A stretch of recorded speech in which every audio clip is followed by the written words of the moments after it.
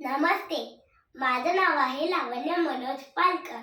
मी एक तुम्हाला छोटीशी कॉमेडी गोष्ट सांगणार आहे.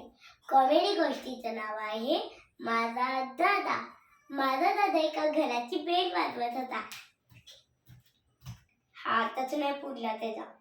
शेजारचे आजोबा आले, त्यांनी बेल वाजवून दिली. बेल वाजल्या दादा पळाला. आजोबा म्हणले, अरे बाळा, थँक्यू तरी बोलून दादा. दादा बोलला, अहो बाबा, तुम्हाला पळता येत असेल तर पळा, मला माहितीच नाही ते कोणाचं घर आहे. मग दादा शाळेत गेला. गुरुजी उभा राहिलेले, कारण की कालच गणिताचा पेपर झालेला होता आणि दादाला त्याच्यात 0 मार्क्स मिळाले, 0. मग तो बोलला, दादा, गुरुजी, मला माहित नव्हतं मला 0 मार्क्स मिळणार. गुरुजी बोलले, बाळा, मी तुला 0पेक्षा कमी नाही मार्क्स देऊ शकत. मग दादा बोलला. मग सगळे शाळा सुटली.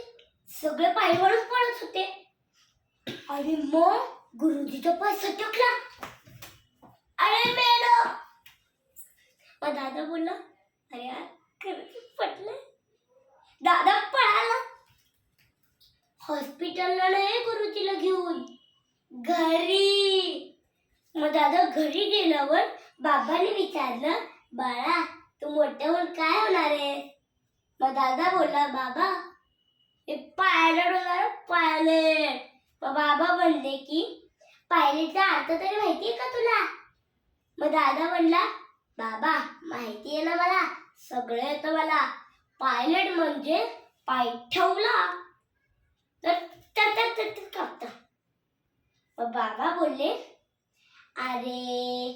मग दादा बोलले की, अहो बाबा, मी प्लेन घेऊन घरावर तर जाणार ना, त्यावेळी तुम्हाला टाटा करणार.